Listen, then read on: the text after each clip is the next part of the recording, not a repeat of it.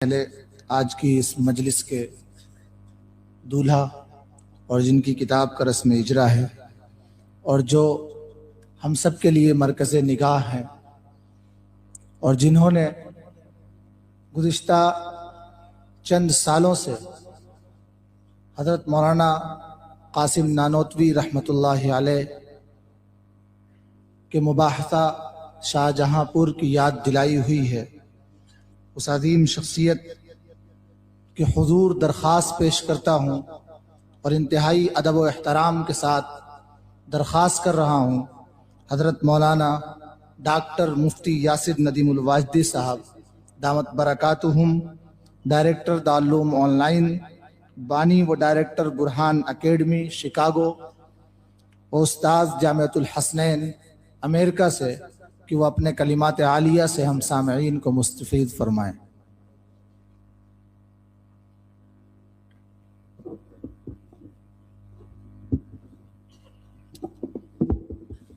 بسم اللہ الرحمن الرحیم، الحمد للہ رب العالمین، والصلاة والسلام على سید الانبیاء والمرسلین وعلى آلہ وصحبہ اجمعین، اما بعد، فقد قال اللہ تعالی فی کلامہ المجید: افرأیت من اتخذ الہہ ہواہ۔ حضرات علماء کرام، آج کی اس خوبصورت مجلس کے سرپرست اور اسی طریقے سے اس خوبصورت محفل کے صدر دارالعلوم دیوبند اور دارالعلوم وقف دیوبند کے اساتذہ اور طلبہ عزیز، سب سے پہلے تو میں اللہ رب العزت کے حضور شکر کے کلمات ادا کرتا ہوں کہ اس کی توفیق سے اور محض اس کے فضل سے آج ہم یہاں ایک کتاب کی تقریب اجرا کے لیے جمع ہوئے ہیں، اور کوئی کام، کوئی واقعہ اچانک یوں ہی رونما نہیں ہو جاتا۔ اگر آپ کسی محفل کو دیکھتے ہیں سجی ہوئی، تو اس محفل کے سجنے سے پہلے کی جو تیاریاں ہوتی ہیں وہ بہت لمبی ہوتی ہیں۔ تو آج کا جو یہ پروگرام ہے، اس کو حقیقت کا روپ دینے کے لیے جن افراد نے محنت کی ہے، میں ان کا بھی شکر گزار ہوں۔ دارالکتاب دیوبند کا عملہ ہو یا اسی طریقے سے معہد عائشہ صدیقہ قاسم العلوم للبنات کے اساتذہ کرام ہوں یا دیگر افراد ہوں، اور ان سبھی حضرات سے پہلے وہ تمام لوگ کہ جنہوں نے تحافظ الملاحدہ کتاب کی تیاری میں میرا تعاون کیا، اس کتاب کی نظر ثانی کی، اس کتاب کو پڑھا، کئی مرتبہ پڑھا، کمپوزنگ کی، پھر اس کی تصحیح کی، وغیرہ وغیرہ، ایک لمبا مرحلہ ہے۔ ان تمام حضرات کا شکر گزار ہوں۔ یہ مجلس ماشاءاللہ ایک عالمی مجلس بن گئی۔ یہاں اس مجلس میں اس کے سرپرست حضرت مولانا قاری عبداللہ سلیم صاحب دامت برکاتہم العالیہ موجود ہیں، جو اصلاً دیوبند کے ہیں لیکن فی الحال امریکہ میں تشریف رکھتے ہیں۔ اسی طریقے سے یہ ہماری خوش قسمتی رہی کہ برطانیہ سے حضرت مولانا قاسم رشید صاحب، جو چیئرمین ہے الخیر فاؤنڈیشن کے، وہ یہاں موجود تھے۔ اسی طرح برطانیہ ساؤتھ افریقہ سے ڈاکٹر اشرف دوکرات صاحب کے جن کے کلمات آپ حضرات نے شروع میں سنے انگریزی میں، بلکہ اور آگے بڑھ کر میرے ایک اسٹوڈنٹ ہیں کہ جنہوں نے میرے پاس عالم کورس مکمل کیا ہے، ہیں وہ امریکہ کے لیکن گزشتہ غالباً 15 سالوں سے مکہ مکرمہ میں رہتے ہیں، شیخ علی ٹافٹ، جو اپنے صاحبزادے کے ساتھ یہاں موجود ہیں اس مجلس میں۔ اسی طرح ایک اور صاحب جو میرے پاس اس وقت دورہ حدیث پڑھ رہے ہیں، مولوی معاذ، جو نیوزی لینڈ سے تشریف لائے ہیں۔ اور یہ بھی بتا دوں آپ کو کہ شاید میری معلومات میں وہ پہلے پائلٹ ہوں گے جو عالم بھی بنیں گے، وہ پائلٹ ہیں بائی پروفیشن۔ تو یہ تمام حضرات یہاں جمع ہیں، میرے 2 ماموں یہاں جمع ہیں ماشاء اللہ۔ تو میں شکر گزار ہوں ان تمام حضرات کا، اور شکر گزار ہوں آپ سبھی لوگوں کا جو اتنی دیر سے یہاں جمع ہوئے ہیں اور گفتگو سن رہے ہیں۔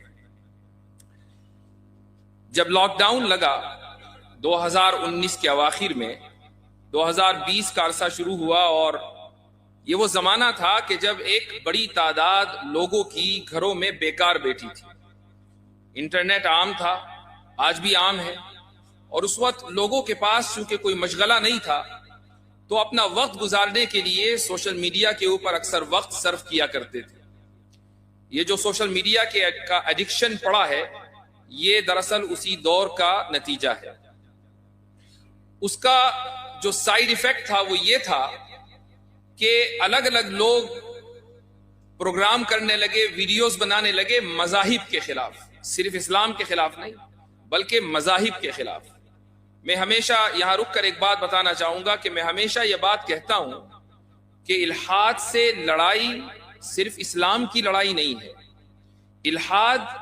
تمام مذاہب کے خلاف، ان تمام مذاہب کے خلاف کہ جو خدا کے تصور میں یقین رکھتے ہیں، ان کے خلاف حملہ ہے۔ اور اسی لیے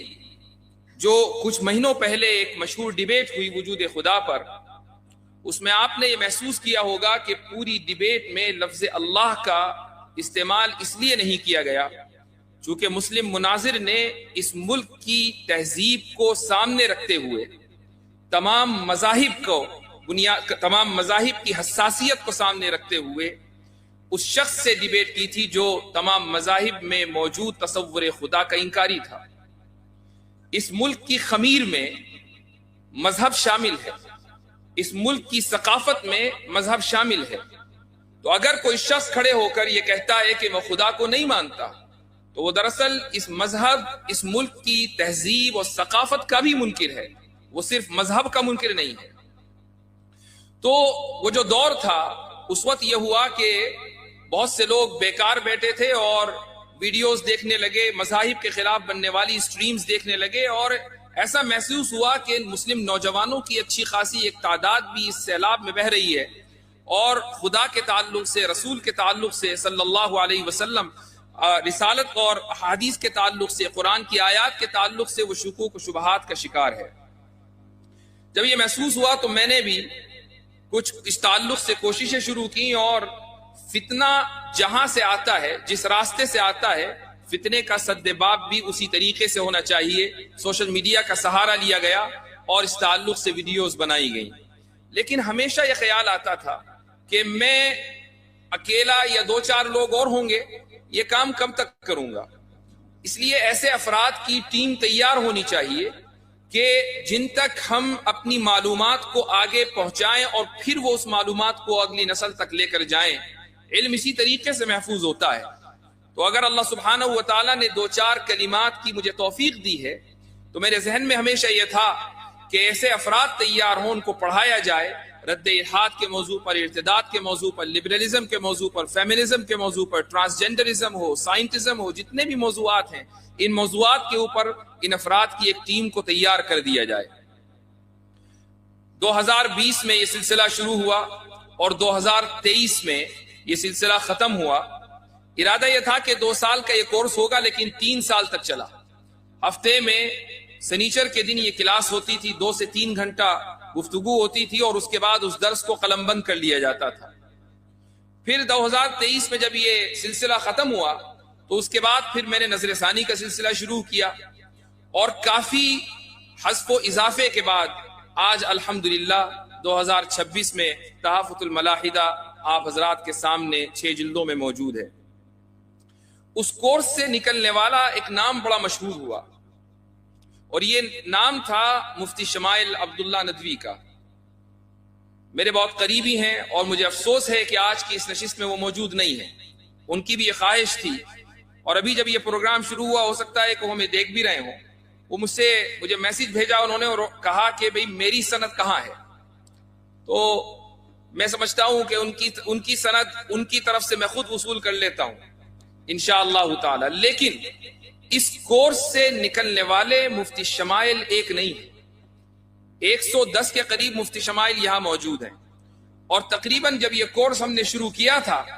تو اس وقت 600 سے زائد افراد نے اس سلسلے کو شروع کیا، اور اس وقت مجھے اندازہ تھا کہ تقریباً 30% 40% حضرات باقی رہیں گے، لیکن الحمدللہ تقریباً 250-300 افراد ایسے ہیں کہ جنہوں نے اس کورس کو مکمل کیا۔ ان میں سے ایک بڑی تعداد یہاں موجود ہے، اس ملک میں موجود ہے، اور ایک تعداد دوسرے ممالک میں موجود ہے۔ یوں اس کتاب کے لکھے جانے کا کہ یہ سفر کی مختصر سی روداد ہے۔ پھر ایک واقعہ اور بھی ذہن میں آیا، وہ بھی میں بتاتا چلوں۔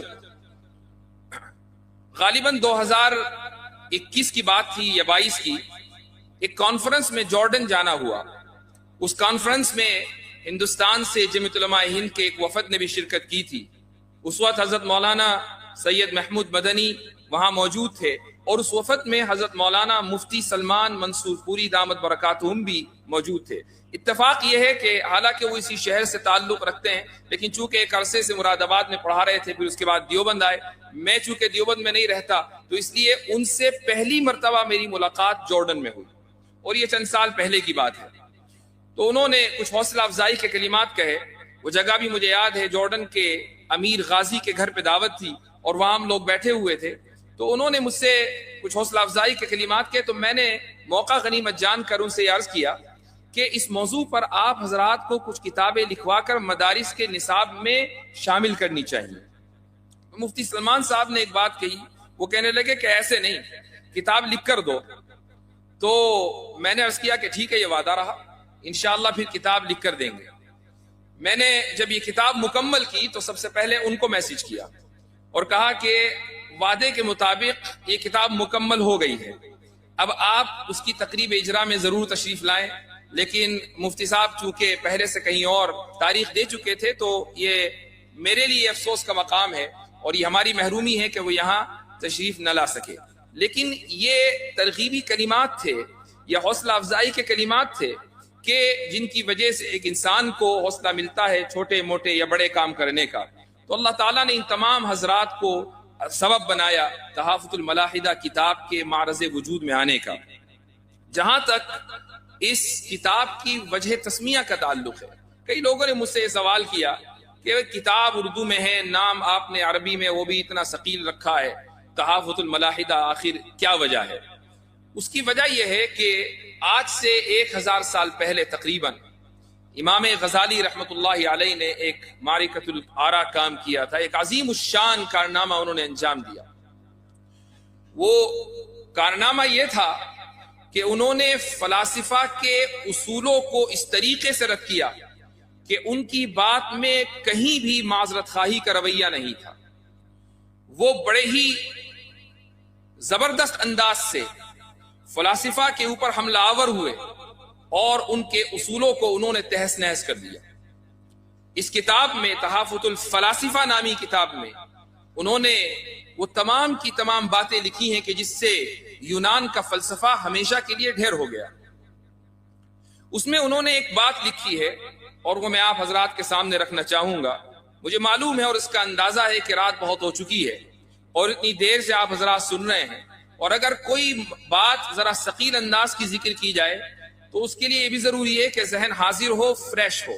اور مجھے ایسا لگتا ہے کہ آنکھیں تو کھلی ہوئی ہیں، ہو سکتا ہے کہ کچھ لوگوں کا ذہن سو چکا ہو، اس لیے میں مختصر عرض کروں گا۔ امام غزالی رحمہ اللہ نے ایک بات لکھی ہے کہ علت اور معلول کے درمیان جو تعلق ہے وہ لزوم کا نہیں ہے، وہ عادت کا ہے۔ اس کا مطلب یہ ہے کہ اگر آگ جلے گی تو یہ ضروری نہیں ہے کہ وہ کسی چیز کو جلائے، یہ بھی ممکن ہے کہ آگ جلے اور اس کے باوجود بھی جو چیز اس کے اوپر رکھی ہے وہ نہ جل سکے۔ مثلا حضرت ابراہیم علیہ السلام کو آگ میں ڈالا گیا، آگ موجود تھی لیکن حضرت ابراہیم علیہ السلام کو آگ جلا نہ سکی۔ علت اور معلول کے درمیان یہ تعلق ہے، یہ تعلق ایسا ہے کہ اللہ سبحانہ و تعالیٰ کی عادت کے اوپر مبنی ہے۔ اللہ چاہے گا تو آگ جلے گی اور جلائے گی، اور اللہ چاہے گا تو آگ جلتی رہے گی لیکن کسی کو جلا نہیں پائے گی۔ یہ جو بات امام غزالی رحمہ اللہ نے کہی ہے، اس پر بڑا سخت نقد ہوا۔ ابن رشد نے تحافظ التحافظ نامی کتاب لکھی اور یہ کہا کہ اگر اس اصول کو قبول کر لیا جائے تو ہم کبھی بھی سائنسی بنیادوں پر آگے یا مستقبل کی پیش گوئی نہیں کر سکیں گے۔ بلکہ لوگوں کے دلوں سے تحقیق کا مادہ ختم ہو جائے گا. لوگ یہ سمجھیں گے کہ بھئی جب علت اور معلول، کاز اور ایفیکٹ کے درمیان کوئی تعلق ہی نہیں ہے اور سب کچھ اللہ کی مرضی کے اوپر مبنی ہے، تو ہم یہ کیسے فیصلہ کریں گے کہ اگر میں کل آگ جلاؤں گا تو وہ کسی کو جلائے گی یا نہیں، میں پانی پیوں گا تو میری پیاس بجھے گی یا نہیں. ہم یہ کبھی فیصلہ کر ہی نہیں پائیں گے کہ میں بال پھینکوں گا تو واپس آئے گی یا نہیں، اگر میں کسی کو ماروں گا تو سامنے والے کو درد محسوس ہوگا یا نہیں. اگر ہم یہ کبھی بھی تعلق ضروری طور پر علت اور معلول کے درمیان قائم نہیں کر پائیں گے تو کبھی بھی سائنسی تحقیق آگے نہیں بڑھے گی. ابن رشد نے یہ بات امام غزالی رحمہ اللہ کی کتاب کے جواب میں لکھی ہے. لیکن امام غزالی رحمہ اللہ کی پوری بات کی جو بنیاد ہے وہ یہ ہے کہ ہم جب علت اور معلول کا مشاہدہ کرتے ہیں کہ آگ جلی اور اس نے کسی کو جلایا، تو ہمیں صرف یہ پتا چلتا ہے کہ یہ دو الگ الگ واقعات ایک ساتھ رونما ہوئے ہیں. ہمیں اس کا مشاہدہ نہیں ہوتا کہ پہلا واقعہ دوسرے واقعے کی علت اور وجہ ہے. علت اور وجہ کا آپ کبھی بھی مشاہدہ نہیں کر سکتے. آپ نے پانی پیا اور آپ کی پیاس بجھ گئی، پیاس بجھنا ایک واقعہ ہے اور پانی پینا دوسرا واقعہ ہے. یہ دونوں واقعے پے در پہ ہوئے ہیں، اس کا مشاہدہ ہے. لیکن یہ کیسے ثابت ہوا کہ پانی پینے سے ہی پیاس بجھی ہے؟ سوائے اس کے کہ ہم دنیا میں بہت سے لوگوں کو یہ دیکھتے آئے ہیں کہ جب وہ پانی پیتے ہیں تو پیاس بجھ جاتی ہے. لیکن اس بات کا بھی تو امکان ہے کہ کوئی شخص پانی پیے اور اللہ کی مرضی ہو کو اس کی پیاس نہ بجھے. اگر اللہ کی مرضی ہے تو چاہے آپ کتنا ہی پانی پیتے رہیں پیاس بجھے گی نہیں. یہ ہے امام غزالی رحمۃ اللہ علیہ کا علت و معلول کا فلسفہ. اور اس کی وجہ یہ ہے، انہوں نے یہ فلسفہ اس لیے پیش کیا چونکہ وہ معجزات کے بارے میں یہ بتانا چاہتے تھے کہ اللہ سبحانہ و تعالیٰ نے انبیاء کرام علیہم الصلاۃ والسلام کو جو معجزات دیے ہیں، یہ معجزات محال نہیں ہیں، بلکہ یہ پورا کا پورا قانون فطرت اس کائنات کا یہ اللہ سبحانہ و تعالیٰ کی عادت کے اوپر مبنی ہے. اللہ تعالیٰ کبھی کبھی اپنی عادت کو بدل دیتا ہے. ابن رشد اور مسلم فلاسفرز نے امام غزالی کے خلاف قرآن سے ایک دلیل دی اور انہوں نے کہا کہ اللہ سبحانہ و تعالیٰ فرماتا ہے کہ وَلَن تَجِدَ لِسُنَّةِ اللَّهِ تَبْدِيلًا، کہ تم کبھی بھی اللہ کی سنت اور عادت میں تبدیلی نہیں پاؤ گے. تو اب امام غزالی کے خلاف یہ اعتراض ہو گیا. امام غزالی تو یہ کہتے ہیں کہ اللہ تعالیٰ کبھی کبھی اپنی عادت کو بدل دیتا ہے، اور اللہ قرآن میں کہہ رہا ہے کہ اللہ کی عادت کبھی نہیں بدل سکتی. حضرت تھانوی قدس سرہ نے اس اعتراض کا جواب الانتباہات میں دیا ہے. وہ یہ فرماتے ہیں کہ اس اعتراض کے صحیح ہونے کے لیے دو باتوں کا ہونا ضروری ہے. پہلی بات تو یہ ہے کہ سنت سے مراد اس آیت میں تمام کی تمام سنتیں اور عادتیں ہوں،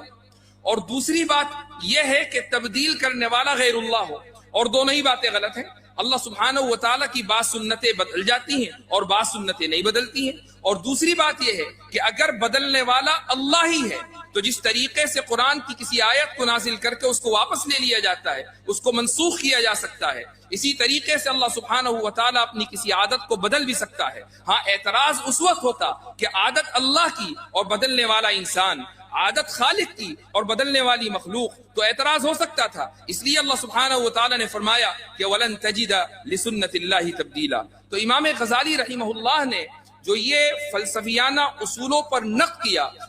ان کی پوری کتاب کو پڑھ جائیے شروع سے لے کر آخر تک، کہیں بھی آپ کو کوئی معذرت خواہانہ رویہ نہیں ملے گا. یہ لفظ میں نے اتنی مرتبہ استعمال کیا اور جان بوجھ کر استعمال کیا تاکہ وہ تمام حضرات کہ جو دفاع اسلام کے میدان میں کام کر رہے ہیں وہ اپنی یہ عادت ثانیہ بنا لیں کہ جب آپ دفاع کرتے ہیں تو دفاع کا مطلب ہمیشہ یہ نہیں ہوتا کہ آپ اپنی نصوص کی تعویل کرنے لگیں، آپ انکار کرنے لگے اپنے مسلمات کا. مثال کے طور پر بہت سے لوگ ہیں کہ جب آپ ان کے سامنے حضرت عائشہ رضی اللہ عنہا کی عمر کے تعلق سے اعتراض کریں گے یا ان کے سامنے یہ اعتراض آئے گا تو وہ یہ کہیں گے کہ حضرت عائشہ تو 6 سال کی تھی ہی نہیں، رخصتی کے وقت وہ 9 سال کی تھی ہی نہیں، حضرت عائشہ رضی اللہ عنہا تو 16 سال کی تھی، رخصتی کے وقت وہ 19 سال کی تھی. امام بخاری کی صحیح میں جو یہ روایت آئی ہے اس میں 17 میں 10 گر گیا، 17 میں 10 گر گیا، 6 باقی رہ گیا یا 9 باقی رہ گیا. اور اس طریقے کی دور ازکار تعویلات، بیکار تعویلات کہ جن سے انسان کے ذہن میں یہ شک پیدا ہوتا ہے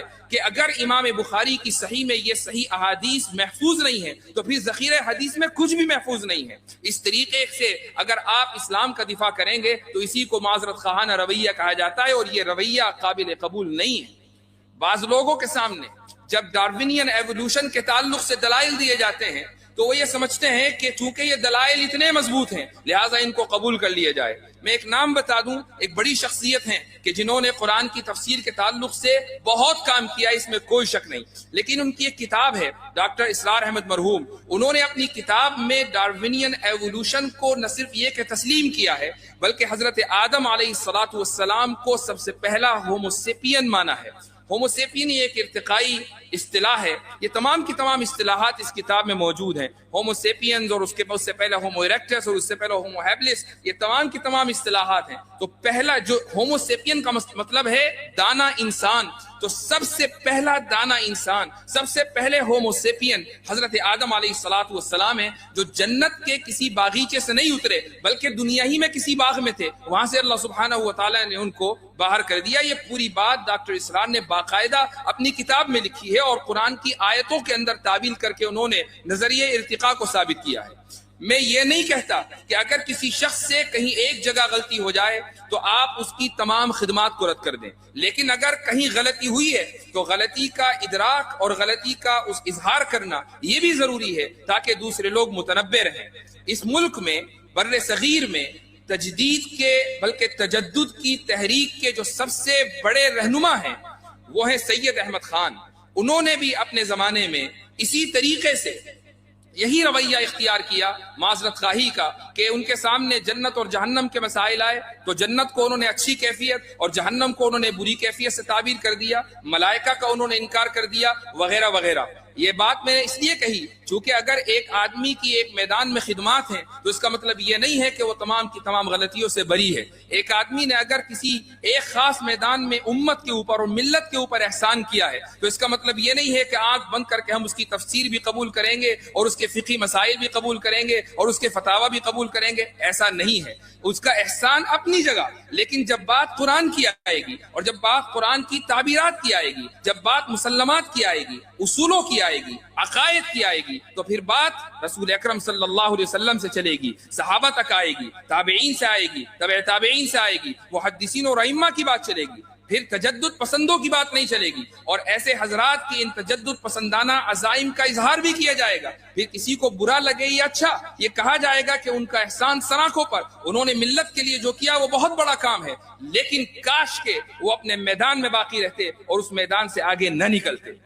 اگر آج ہم امام غزالی کے اوپر نقد دیکھ سکتے ہیں، ابن رشد پر تنقید کر سکتے ہیں، بڑے بڑے ابن سینا کے اوپر تنقید کر سکتے ہیں اور بڑے بڑے فلاسفر کے اوپر تنقید کر سکتے ہیں، تو پھر آج کے دور کے متجددین پر تنقید کیوں نہیں کی جا سکتی؟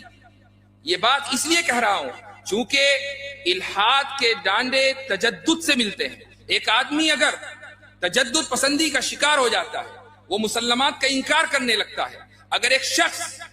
احادیث کے تعلق سے شکوک و شبہات کے رویے کا شکار ہو جاتا ہے تو الحاد کا راستہ اس کے لیے بالکل صاف ہو جاتا ہے۔ ایسے لوگ کہ جنہوں نے حدیثوں کا انکار کیا، کہ جنہوں نے سلف سے اعتماد ختم کر دیا، ایسے لوگ کہ جنہوں نے سلف کی بیان کردہ تفسیر کو درکنار کر دیا، ایسے لوگ کہ جنہوں نے اپنے آپ کو روایت سے منقطع کر لیا، ایسے لوگوں کی ایک بڑی تعداد آخرکار ملحد بنی ہے۔ آج کا یہ موضوع کتاب کا چونکہ موضوع رد الحاد ہے، اس لیے ان اسباب کا ذکر کرنا بھی ضروری تھا کہ جن کی وجہ سے ایک انسان بڑی تیزی کے ساتھ ملحد بن جاتا ہے۔ آخر میں بات کو مختصر کرتے ہوئے میں ایک دو باتیں اور عرض کرنا چاہوں گا، اور یہ ارباب مدارس سے ایک گزارش ہے۔ ابھی کچھ دنوں پہلے مکہ مکرمہ میں ایک بڑی شخصیت سے ملاقات ہوئی اور انہوں نے مجھ سے یہ کہا کہ آپ سے ملاقات کا جو مقصد ہے وہ صرف یہ جاننا ہے کہ چونکہ مجھے کسی نے یہ بتایا ہے کہ آپ نصاب تعلیم میں تبدیلی کے خواہاں ہیں، مدارس کے نصاب تعلیم میں تبدیلی کے خواہاں ہیں، تو میں جاننا چاہتا ہوں کہ آپ کا نظریہ کیا ہے۔ میں عام طور سے نصاب تعلیم کے موضوع پر گفتگو نہیں کرتا ہوں، یہ میرا بنیادی موضوع نہیں ہے اور نہ ہی مجھے اس موضوع پر گفتگو کرنے کا حق ہے چونکہ میں کوئی مدرسہ نہیں چلاتا، لیکن میں نے ان صاحب سے یہ کہا کہ چونکہ آپ نے مجھ سے یہ سوال کیا ہے تو میں یہ ضرور کہوں گا کہ میں مدارس کے نصاب میں تبدیلی یعنی موجودہ کتابوں کو بدلنے کا حقدار نہیں ہوں، روادار نہیں ہوں، بلکہ میں چاہتا ہوں کہ ان کتابوں کو اپنی جگہ رکھ کر نئی کتابوں کا، مزید کتابوں کا اضافہ کیا جائے، اور یہ کتابیں وہ ہوں کہ جن کو ہمارے اسلاف نے پڑھا تھا. ہم جب یہ کہتے ہیں کہ درس نظامی سے حضرت نانوتوی نکلے، درس نظامی سے حضرت تھانوی نکلے، درس نظامی سے حضرت مدنی نکلے، درس نظامی سے علامہ کشمیری نکلے، تو بھائی وہ درس نظامی کون سا درس نظامی تھا کہ جن سے یہ اکابر نکلے؟ کیا وہی درس نظامی ہم اور آپ پڑھتے ہیں، یا اس میں اتنی تبدیلی ہو چکی ہے کہ وہ اتنا لائٹ ورژن اس کا بن چکا؟ وہ تو پرو میکس تھا، وہ پرو میکس تھا جس کو یہ حضرات پڑھ رہے تھے. ہم جس درس نظامی کو پڑھتے ہیں وہ بہت لائٹ ورژن ہے. یہی وجہ ہے کہ نہ آج ہمیں حضرت تھانوی نظر آتے، نہ حضرت مدنی نظر آتے، نہ ہماری صفوں میں ہمیں ایسا کوئی لگتا کہ آگے چل کر وہ علامہ کشمیری بن جائے گا. دعا ہے کہ اللہ سبحانہ و تعالیٰ اسی مجمع سے ایسے افراد کھڑے کر دے. لیکن اسباب کے درجے میں ہمیں نصاب میں ان کتابوں کو واپس لانا ہوگا کہ جن کو مشکل سمجھ کر ہم نے دیس نکالا دیا ہے. تو پہلی گزارش تو ارباب مدارس کی خدمت میں یہ ہے. اور دوسری گزارش یہ ہے کہ جیسے پڑوسی ملک میں اور دنیا کے بہت سے ممالک میں مدارس میں یہ رواج رہا ہے اور گزشتہ کئی سالوں سے ہے، بلکہ حضرت مولانا احمد علی لاہوری رحمۃ اللہ علیہ کے زمانے سے، تقسیم ملک سے پہلے سے پاکستان میں لاہور میں یہ طریقہ رہا کہ دیوبند سے، ندوے سے اور دیگر مدارس سے لوگ دورہ حدیث مکمل کر کے لاہور حضرت مولانا احمد علی لاہوری کے پاس جاتے تھے اور دورہ تفسیر کیا کرتے تھے. حضرت مولانا ابو الحسن علی ندوی رحمۃ اللہ علیہ وہاں تشریف لے گئے، اور بھی بہت سے بڑے بڑے حضرات وہاں تشریف لے گئے. اس ملک میں ابھی بھی یہ رواج ہے کہ مختلف موضوعات پر دورہ کرایا جاتا ہے. کہیں دورہ عقائد ہے تو کہیں دورہ تفسیر ہے تو کہیں دورہ فقہ ہے وغیرہ وغیرہ. اس ملک میں بھی مدارس میں کم سے کم دورہ علم کلام یا دورہ عقائد کا رواج ہونا چاہیے کہ جب امتحان سے تمام طلبہ فارغ ہو جائیں دورے کے امتحان سے، تو دیوبند جیسی مرکزی جگہ میں یا گجرات میں یا کسی بھی مدرسے میں کہ جہاں گنجائش ہو وہاں دورہ علم کلام کا انعقاد ہونا چاہیے. اور وہ تمام علماء و فضلاء و طلبہ کہ جن کو اس موضوع سے دلچسپی ہے وہ 10-12 دن 15 دن ایسے علماء کی خدمت میں بیٹھیں، ایسے علماء کی صحبت میں وقت گزاریں کہ جن کی صحبت کے نتیجے میں علم کلام کے بنیادی مسائل سے وہ واقف ہو سکیں. اگر یہ سلسلہ یہاں سے شروع ہو جائے گا تو تبھی آپ کو ایسے افراد مہیا ہوں گے کہ جو ملحدین کے سامنے ڈٹ کر کھڑے ہوں گے. اگر یہ سلسلہ شروع ہو جائے تبھی آپ کو ایسے افراد مہیا ہوں گے کہ جو نوجوانوں کے شکوک و شبہات کا عقلی انداز میں جواب دے سکیں گے. آج کا جو مسئلہ ہے وہ یہ نہیں ہے کہ دنیا میں الحاد بڑی تیزی سے پھیل رہا ہے. میں ہمیشہ یہ کہتا ہوں کہ فتنے کو بڑھا چڑھا کر پیش نہ کیا جائے. الحاد پھیل رہا ہے، اس میں کوئی شک کی گنجائش نہیں ہے، لیکن الحاد کا سب سے زیادہ نقصان مسلمانوں کو نہیں ہے. الحاد کا سب سے زیادہ نقصان عیسائیوں کو ہے. عیسائیوں میں سب سے زیادہ ملحد بنے ہیں. ہمیں مسلمانوں میں اتنے ملحد نہیں ہیں، لیکن ہمارا جو سب سے بڑا مسئلہ ہے وہ یہ ہے کہ نوجوان اس وقت سوشل میڈیا کے نتیجے میں، سوشل میڈیا کی بہت سی ویڈیوز کے نتیجے میں دین کے تعلق سے، قرآن کی آیات کے تعلق سے اور احادیث کے تعلق سے شکوک اور شبہات کا شکار ہو چکے ہیں. انہیں ذہن میں کبھی کبھی کوئی شبہ آتا ہے، اس شبہ کا جواب دینے والا نہیں. کوئی اعتراض آتا ہے تو اعتراض کا جواب دینے والا نہیں. اس لیے ضروری ہے کہ علماء کی ایک تعداد ایسی ہو کہ جو ان شکوک و شبہات کے اوپر اور ان کے جوابات کے اوپر مہارت رکھتی ہو. حضرت تھانوی رحمۃ اللہ علیہ نے الانتباہات المفیدہ لکھنے کا ارادہ جب کیا تو اس کی روداد میں شروع میں لکھا ہے کہ حضرت تھانوی نے یہ پلان بنایا کہ میرے جتنے رفقا ہیں میں ان کو یہ ذمہ داری دے دوں کہ جو اعتراضات اس وقت لوگوں کے ذہن میں ہیں ان کی ایک لسٹ مرتب کر دی جائے اور ایک لمبی چوڑی لسٹ جب آ جائے تو اس کے بعد ان کا جواب لکھا جائے. حضرت تھانوی رحمۃ اللہ علیہ اس انتظار میں تھے یہاں تک کہ ان کا سفر علی گڑھ کا ہوا اور علی گڑھ میں ان کو تقریر کے لیے وہاں کی مسجد میں دعوت دی گئی اور حضرت تھانوی رحمہ اللہ نے ایک عظیم الشان تقریر کی جس کا خلاصہ انتباہات مفیدہ کے شروع میں ہے. لیکن حضرت نے اس موقع پر یہ ارشاد فرمایا کہ میں اگرچہ اس انتظار میں تھا کہ اعتراضات کی لسٹ آ جائے، لیکن جب وہ آئے گی میں سمجھتا ہوں کہ جتنے بھی اعتراضات فی الحال موجود ہیں انہی کو سامنے رکھ کر اصولی طور پر ان کا جواب دے دیا جائے. اس لیے میں نے جب یہ بات انتباہات میں پڑھی اور اس کے بعد پھر تحافظ الملاحدہ کا یہ کورس پڑھانا شروع کیا تو ذہن میں یہ بات آئی اور یہ من جانب اللہ آئی اور تحدیث من نعمت کے طور پر یہ کہنا چاہوں گا کہ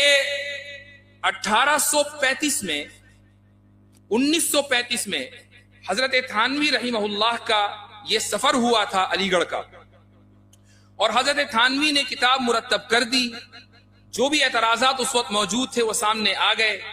لیکن اس کے بعد میں یہ دیکھتا ہوں کہ اگر اعتراضات خصوصاً ہمارے حلقے میں ان اعتراضات کا کہ جواب دینے کی کبھی کوشش کی گئی تو انہی اعتراضات پر انحصار کیا گیا جو پہلے سے متداول چلے آ رہے تھے. جس لسٹ کی تمنا حضرت تھانوی رحمہ اللہ کے ذہن میں تھی وہ لسٹ کبھی ان کی زندگی میں میسر نہ آ سکی. وقت گزرتا گیا یہاں تک کہ 2026 آ گیا اور تحافظ الملاحدہ میں آپ کو اعتراضات کی ایک لمبی چوڑی لسٹ مل جائے گی کہ جن کے جوابات دینے کی اس ناچیز نے کوشش کی ہے. یہ دراصل اکابر کے علوم کا صدقہ ہے. یہ اللہ تعالیٰ کا فضل ہے کہ وہ جس سے چاہے کام لے لے. ذالک فضل اللہ یؤتیہ من یشاء. تو اللہ سبحانہ و تعالیٰ کا یہ فضل اور بے پایہ انعام ہے کہ جو کام ایک عرصے سے رکا ہوا تھا اس میں کچھ حرکت آئی ہے. لیکن جیسا کہ ایک ہمارے استاد نے اس کو ذکر کیا کہ یہ کوئی آخری کام نہیں ہے, کام مکمل نہیں ہوا ہے, ایک راہ ملی ہے مجھے بھی اور آپ کو بھی, اور راہ بڑی طویل ہے. اس راہ میں تھوڑے بہت کانٹے تھے لیکن ہمیں کم سے کم یہ پتا چل گیا ہے کہ ان کانٹوں کی صفائی کیسے کرنی ہے اور اس راستے میں پرعزم اور حوصلہ ہو کر کیسے چلنا ہے. مجھے امید ہے کہ میرے تمام درسی ساتھی جو بھی یہاں موجود ہیں, آپ تمام کے تمام میرے درسی ساتھی ہیں. یہ الگ بات ہے کہ میں نے کچھ سال پہلے پڑھا ہے لیکن انہی درسگاہوں سے پڑھا ہے کہ جن درسگاہوں میں آپ پڑھ رہے ہیں یا پڑھ چکے ہیں. تو ہم تمام کے تمام لوگ آج یہ تہیہ کر لیں کہ علم عقائد کے میدان میں مہارت حاصل کریں گے اور نوجوانوں کے ذہنوں میں شکوک و شبہات جو جنم لے رہے ہیں اس کے تعلق سے محنت کریں گے, کوشش کریں گے کہ ہم ان کے ایمان کی, کوشش کریں گے کہ ہم ان کے فکر کی اور اسی طریقے سے ان کے نظریات اور خیالات کی اسلامی اعتبار سے ہم ان کا تحفظ کر سکیں. تو آج کی جو یہ نشست ہے گو کہ ایک کتاب کی تقریب اجرا ہے لیکن دراصل یہ ایک وعدے کا اعادہ ہے, اور وہ وعدہ یہ ہے کہ جو کام ہمارے اسلاف نے چھوڑا تھا اور اس امید پر چھوڑا تھا کہ آگے آنے والے نسلیں اس کام کو آگے بڑھائیں گی اور کہیں بیچ میں انقطاع ہو گیا تھا, اس سلسلے کو باقی رکھنا ہے, اس سلسلے کو آگے بڑھانا ہے اور اس طریقے سے بڑھانا ہے کہ وہ سلسلہ کبھی ٹوٹ نہ پائے. اور آخر میں ایک بات اور کہنا چاہوں گا کہ اگرچہ یہ خوشی کا موقع ہے لیکن ساتھ میں ایک افسوس بھی ہے, اور وہ یہ کہ آج کی اس مجلس